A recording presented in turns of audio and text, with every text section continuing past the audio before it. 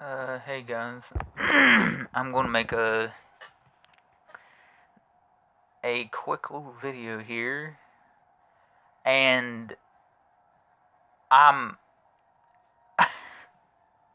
making a video about the Chicago Bulls, and on a play which happens to be the dumbest fucking play I've seen from the Bulls this season is Torrey Craig throws up the ball off the fucking basket. And what does him and Drummond do? What originally should have been Drummond dunking the ball, it ends up they both tried dunking the ball, and they dunk on each other, and neither of the ball went in.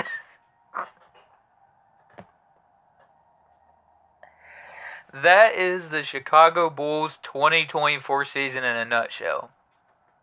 Now, this shit it's comical.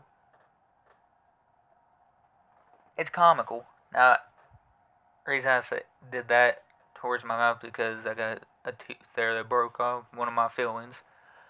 But anyway, the Chicago Bulls have had one of those seasons where it's another season where you are just up and down with them.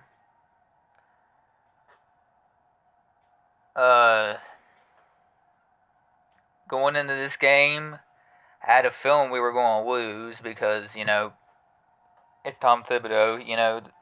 He is the king of adjustments when it comes to being in games, and he's the best. In this game, it's bad when fans start finding a way to cheer for one of the hometown kids and Jalen Brunson, who is playing for the New York Knicks. That's how bad this Bulls team was in this game. And it's actually embarrassing. And I know a lot of people are going to wonder, what can they do to fix it? Well, first off, one of the big problems we have right now on the Chicago Bulls is Billy Donovan. He does not adjust well. He's terrible at putting these guys in position to score, but nothing was going right for even the coaching and players because they were doing everything wrong. This right here is the Chicago Bulls 2024 season in a nutshell. They don't know their own identity. We run ISO half the time. And then, when it comes down to it, we can't even make a basket. We're lucky that we even got 100 points on the board. Or in this game. So, the biggest thing about this is just the whole game. Biggest takeaway, the whole game. They sucked. They were complete, straight up dog shit the whole entire time they were playing. I didn't see the game, but trust me, I don't need to see the game to know exactly when the Chicago Bulls are pulling a Chicago Bulls.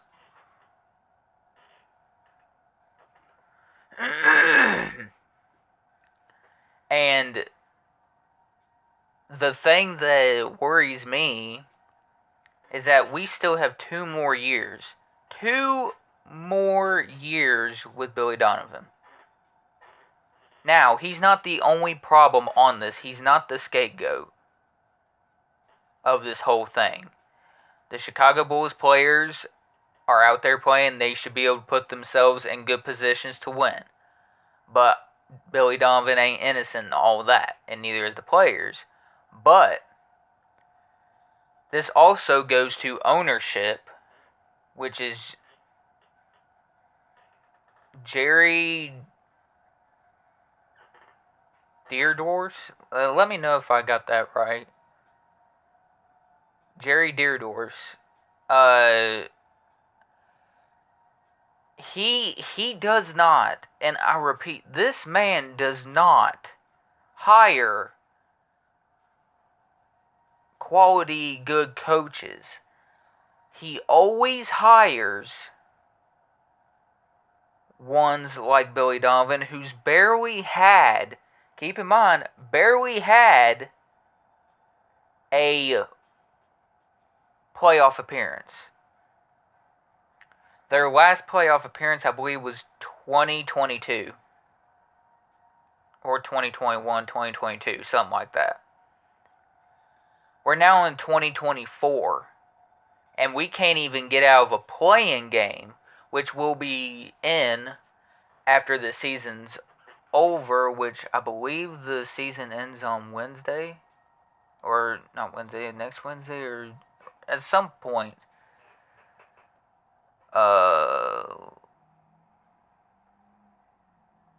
Chicago Bulls schedule. Okay. Let me see here. Okay. We got tomorrow.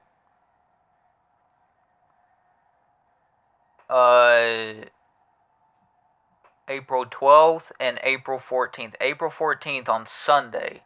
Sunday is the Bulls' last game of the season.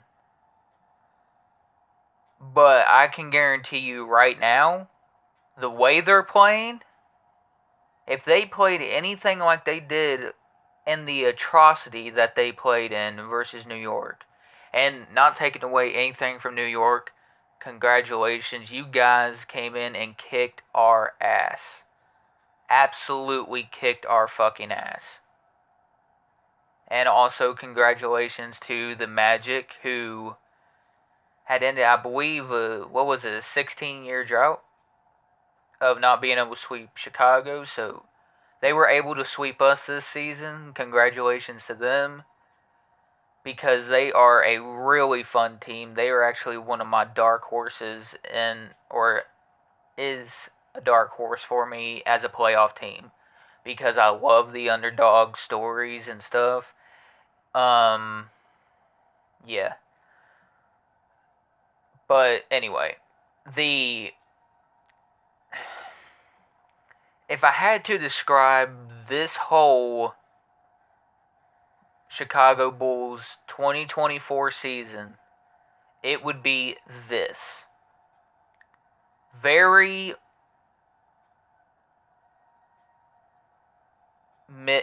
middle of the road. They're a middle of the road team right now, and unless they are willing, like Jerry Deersdorf, if he is not willing to go out and look at coaches that have good resumes when it comes to making adjustments, and all around knows how to play a team. I'm not saying that Billy Donovan doesn't know how to run a team. Okay, there's a reason he's been in the NBA for so long. Now, I don't know how long he's been in the NBA. I'm not going to go about how many years the man's been in the NBA. But he hasn't been that successful of a coach really after Westbrook left. He had Russell Westbrook during his prime, and they had one playoff appearance, I believe. And that was the end of Billy Donovan's big stand there. Now, I could be wrong, but what I'm trying to get the point out is that Billy Donovan is not a championship contenders coach. That's not Billy Donovan. Billy Donovan will not lead a team to a finals appearance. Take that how you want, however you want to handle it. But there's so many, like, you could be looking at so many young coaches, not only in the NBA, but also college coaches who have a resume that are fit to move from the college level to the NBA to be a coach. And we sit here and what do? We just hear the same old story, the same record playing over and over. The Bulls haven't made a finals appearance in almost getting close to 30 years. Every year it gets closer and closer to 30 years. So, I don't know. Like, I'm not saying that Billy Donovan, like I said, is the reason we're losing games. A lot of that has to fall on the players as well. But Bill, like I said in the beginning of this video, Billy is not innocent in this whole charade.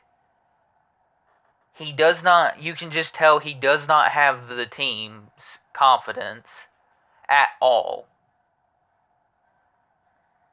If last night, or what was it? Yeah, yesterday, isn't an example of you need to have a confident coach and then the players will have confidence in you, then they will play for you.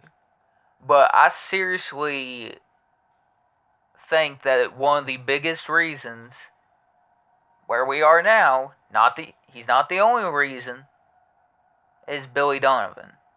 He is one of the biggest disappointments of a coach that I've seen in a while. And he used to coach my hometown college team's basketball. Marshall. Many years ago. Probably way before. Well, I don't know what year he started coaching at Marshall. But then he moved to go coach Florida. And then he made his way to the NBA. Where now it's like nobody was in. When we got Billy Donovan, it was pretty much a no competition on getting him. Nobody wanted him. That is where the Bulls fucked up. Where when it comes to Billy Donovan, the only thing we'll remember of him, in all honesty, is him sitting there chewing his gum on the sideline.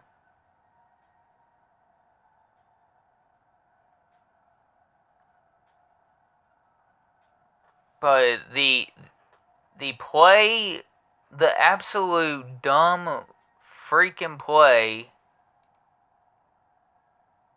of freaking screw that. The fucking retarded ass play by Torrey Craig and Andre Drummond having the most discombobulated bounce off the rim assist to a atrocity of a dunk would be on Shaq in full. If he was even still doing it. I don't even know if Shaq still does it. But this certainly belongs on there. And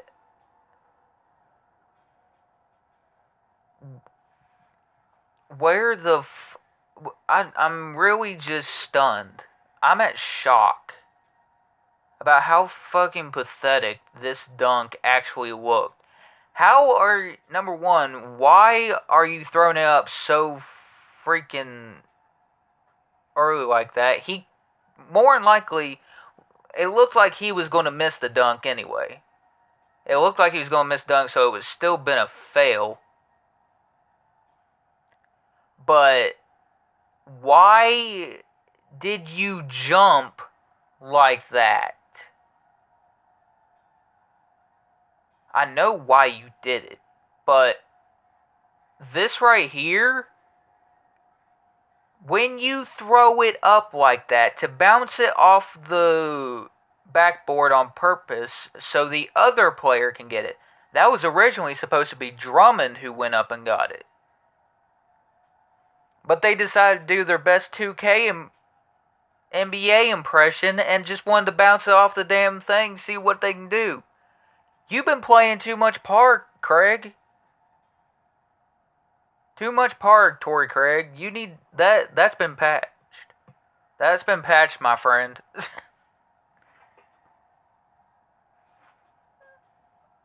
I don't understand the mindset of where these two were thinking.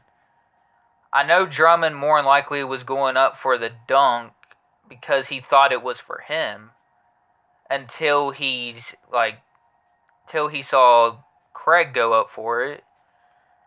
I don't know how the fuck. I've never seen anybody mess that up. I'm sitting here watching as I'm doing this video. They turn the ball over, go for the simple layup. Don't go and try to be Michael Jordan in a fucking nutshell because you aren't Michael Jordan, you fucking little show-off, dickwad, bing-bag bullshit motherfucker. There's a reason why the Suns let you go. And I don't have anything against Torrey Craig. Nothing at all. Not even Drummond.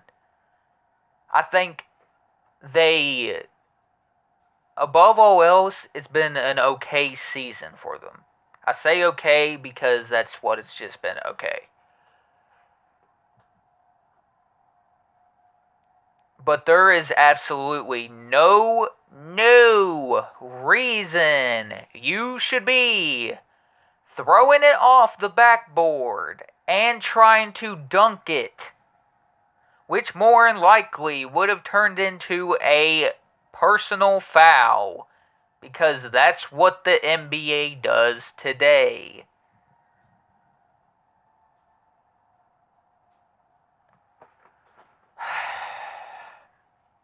It's so pathetic. In fact, I'm curious, what are the Bulls ranked in their this season in defense? Bulls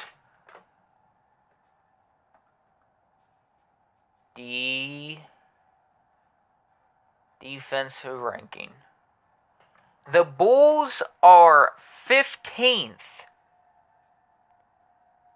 in defensive rating at a rating of 114.6. 15th this season.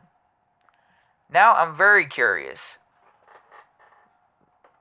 What is their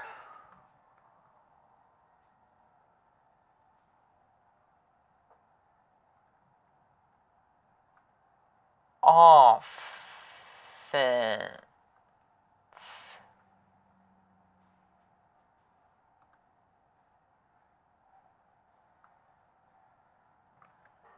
Their offense is ranked 26th.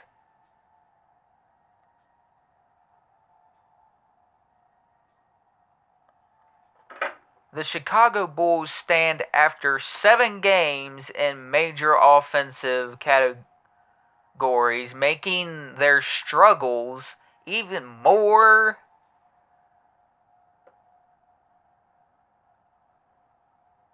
maddening.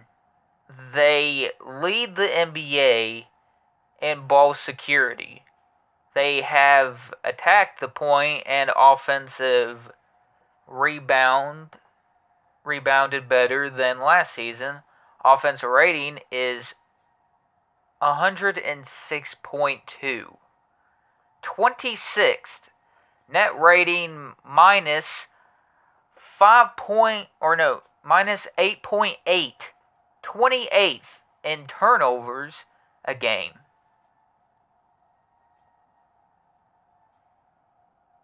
26th in offense this year. That sucks.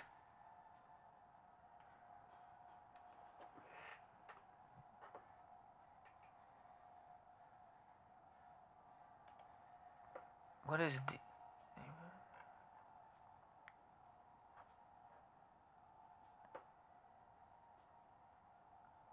Okay, defensive rating. I don't know how old that is. So I'm not...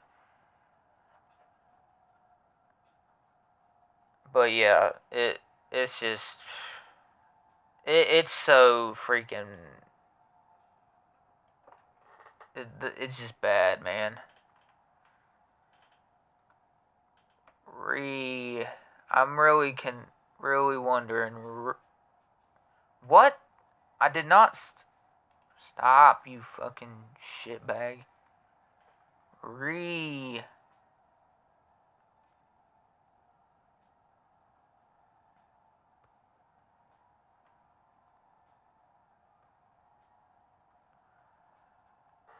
Rebounds. Team stats.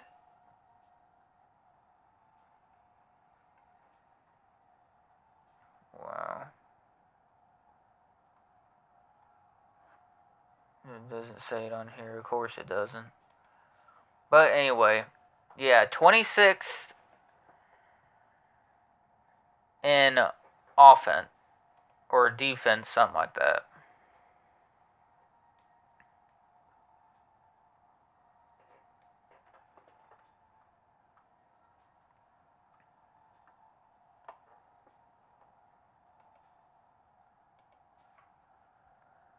Yeah, 15th on defensive rating, 114.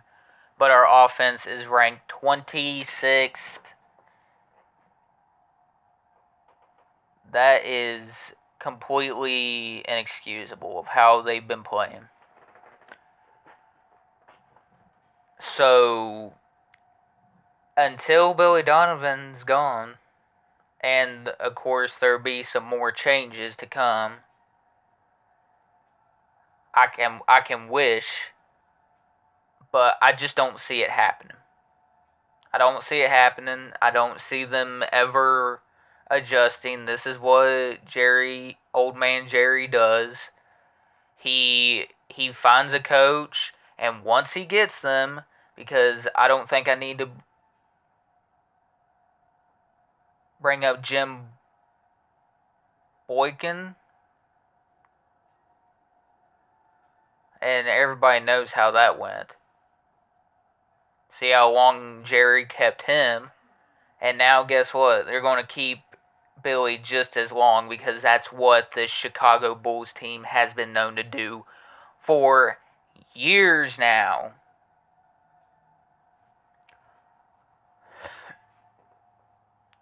Stupid, man. Really fucking stupid. And I can just tell you right now that if things continue to go this route, next season, not even Lonzo or even Levine would be able to help this team. And everybody knows how important Lonzo and Levine were when they were on the court together. They were one of the best two-guard tandems in the league. In fact, at one point,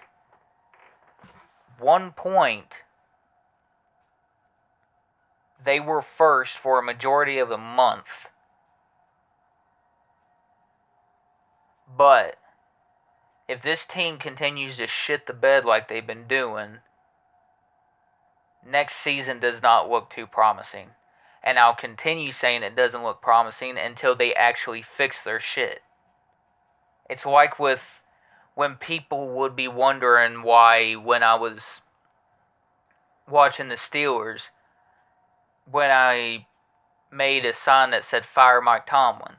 Yeah, I said fire Mike Tomlin. No matter what anybody thinks about him, no matter how many people wanted to ride his fucking dick and take it up the ass and tell him about how great it was. 15 seasons without a losing record, that don't win you Super Bowls. So now they got a team with a quarterback who is way past his prime. 8 years ago would have been great to have Russ. But Russ can still play football. He doesn't have to be 2016, 2017 Russell Wilson. He just needs to be comfortable in it. Because guess what? He's got George Pickens. Let's see, he's got George Pickens, Pat Freiermuth, and I'll even throw in Calvin Austin. No matter how many people want to say he's a backup, I understand that. But guess what? You use that speed. If you can use that speed the right way, he'll turn himself into a contender to be in the category of a wide receiver too, if given the opportunity. Because I know a lot of people don't look at that as if, hey, he's a wide receiver that is just going to be a practice squad the rest of his career. I don't look at it like that. I think if he has the willingness to want to be in that starting lineup, then damn it, he'll go out and do it. But that's if he wants to go out and do it. I still see us getting a receiver at some point. I wouldn't be against drafting a receiver in the first round, but that is only if that is only if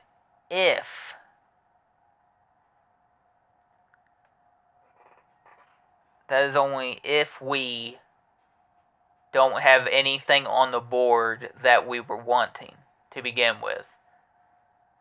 And I like a guy, now he may be gone by the time we hit 20, I don't know, because this year is really wide receiver heavy, which is a good thing.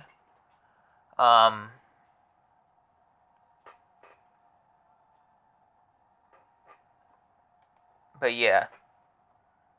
Let's see if I can do a quick mock draft. Xavier Leggett. Yeah. If he is there at 20, it's not an outrageous spot for him to get picked. I mean, it's so freaking wide receiver heavy this year, it's stupid. So it wouldn't be out of the realm of possibility of him falling to 20. If we did get him, you're looking at why would I be excited about that? Well, I would be excited about getting him because he's the shades of DK Metcalf in the body type and physicality, and the playing style, a little bit of playing style of AJ Brown.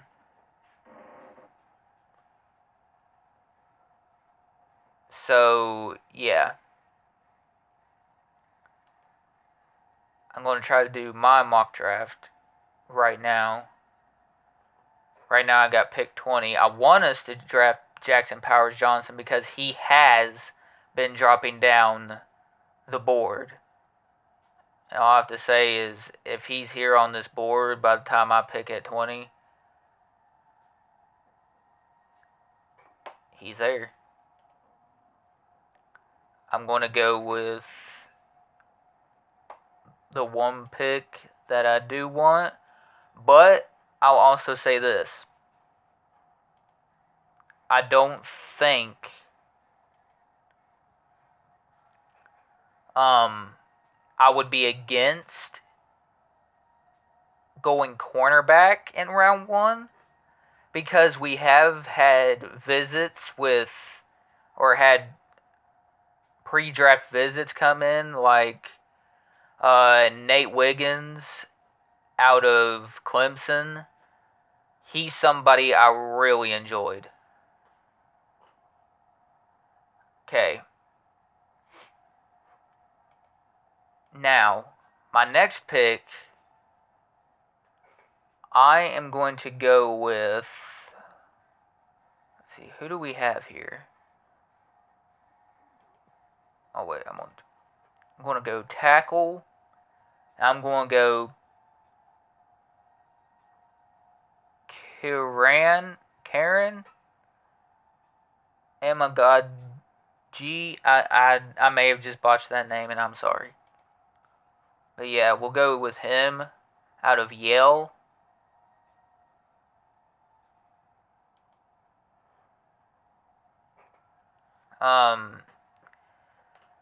Because here's the thing.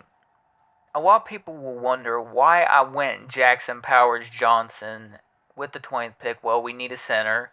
Also, center is not very, people do not look, or teams in general, don't look at center as a high profile pick anymore. Maybe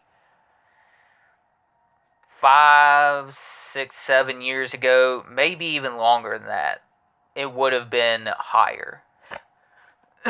But it's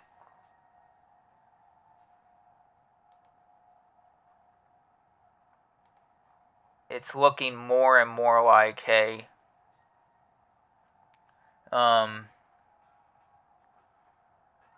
okay, this one I'm going to go corner. And who do I want at corner?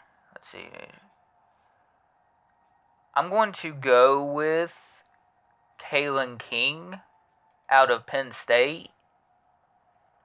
And no, it's not necessarily because he played beside Joey Porter Jr. Kalen King is a very good cornerback, and I like how he plays, and he's physical. Okay, with 98th pick in the, let's see, in round 3, with 98th pick in the 2024 NFL Draft, the Pittsburgh Steelers select James Williams. Now, why do I like this pick? Reason being is that he's physical. If you want him to, let's say, play safety, he can play safety because that's originally where he was before he went to linebacker. Also, I love how physical James Williams is. And I don't think that's being looked at enough with him in general. I know he's got his flaws, but this dude can read a offense and he will sniff it out. He kind of reminds me of Troy a little bit, the way he plays. He'll just read the first player he sees with that ball, or it gets past the ball, he's going to be flying in there to stop him.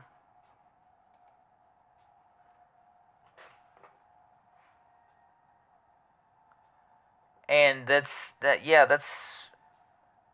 really what it comes down to. Now, with the 119th pick in the 2024 NFL Draft, I'm double dipping at linebacker. I'm going to go with Jalen Ford. I've seen what he can do on his game. He works hard. He's a hard-hitting player. He's what we need in a linebacker. And I can just say this right now, is that, yeah, it's going to be good.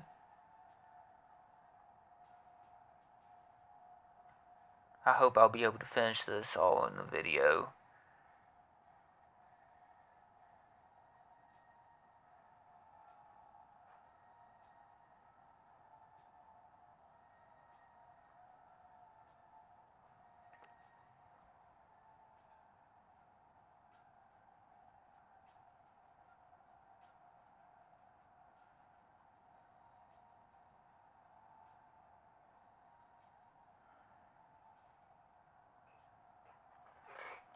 Okay, with the 178th pick, the Pittsburgh Steelers select. Let's see. Pittsburgh Steelers select a wide receiver, and let's see what we got here in wide receiver. Jordan Whitman. Going Jordan Whittington out of Texas. Good pick. He's a good receiver, and I like, again, another reason, love his game, love how he plays it. He embodies what it means to be a Steeler. And now with the 195th pick in the 2024 NFL Draft, the Pittsburgh Steelers go tackle. Now, I don't know if there will be anybody here, but I'm double dipping at tackle again.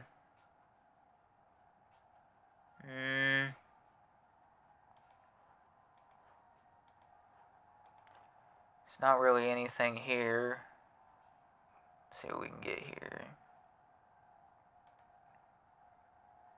Let's go corner again. A personal favorite, he is from my college, Micah Abraham. Now, this is the 6th round, which is normally the garbage time for a team. So, yeah, Micah Abraham, there's really nobody else on here that I see with, yeah. But yeah, Micah Abraham, go with him. And that will be the end of my draft. Yeah, and after this is all done, I'll get on and just tell you about it. It's about done. I'm just trying to get this fit into the video so that way I got my first mock out of the way.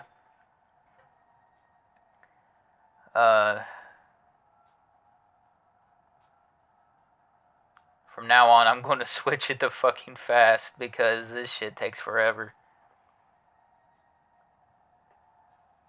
But yeah, while that does that, here are my picks. With the 20th pick, Jackson Powers Johnson. He is a future center for any team that he plays on. He's strong, and he loves to bully defensive players. With the next pick, I got Kieran Amagaji, something like that. Tackle out of Yale. Perfect size. He's a strong dude too, who I really like coming out of Yale. Kalen King, cornerback. Yeah, with the 84th pick, I went with Kalen King, cornerback, Penn State. He's very physical. He did play beside JPJ. But I love how physical he is, how he plays the game, etc., etc. James Williams, physical safety, fits the Steelers' mold, and he can make big plays if you need to. Jalen Ford, another physical linebacker. There you go. You have him. He plays through the middle. He can hunt you down. Jordan Whitman, very fast receiver. Love him. And he is a embodiment of a Pittsburgh Steeler. Micah Abraham, from my college of Marshall. If you hear the name Abraham, you know the NFL bloodline, and Pittsburgh loves NFL bloodline players. So that wouldn't be out of realm of possibility. So yeah. But yeah, that is the longest video I've made in a while. I will come out with another one. So yeah, this video was a little bit longer than what I thought. I just thought I might throw in a draft at the last minute.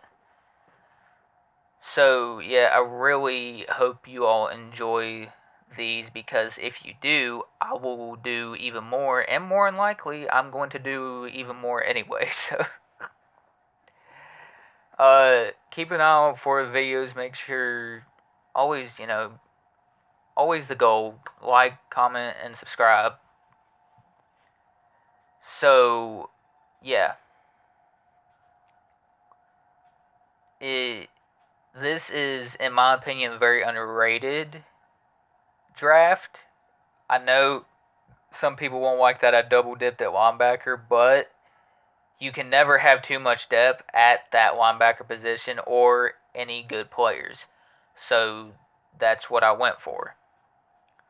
I went with safety a little bit. Well, I didn't go safety, but the guy who, James Williams, he played safety, so he's a linebacker slash safety hybrid right there. But again, I like his game because he's physical. So yeah.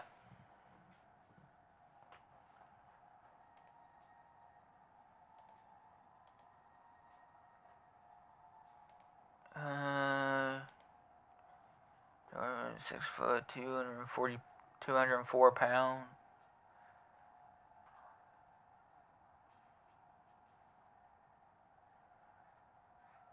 Yeah, but I like the Jordan Whittington dude from Texas. I think he was the right pick here. But again, this is coming to the end of this video, guys. I only have until the 43-minute mark, so get this video to 100 likes. I don't think you can do it. Or 30 likes. But like, comment, subscribe. The goal is to get 20 subscribers in 2024. I don't think y'all can do it, but you can prove me wrong. Anyway, y'all have a very blessed day, and let me know what you think down in the comments below. Have a very, very blessed day, and God bless you.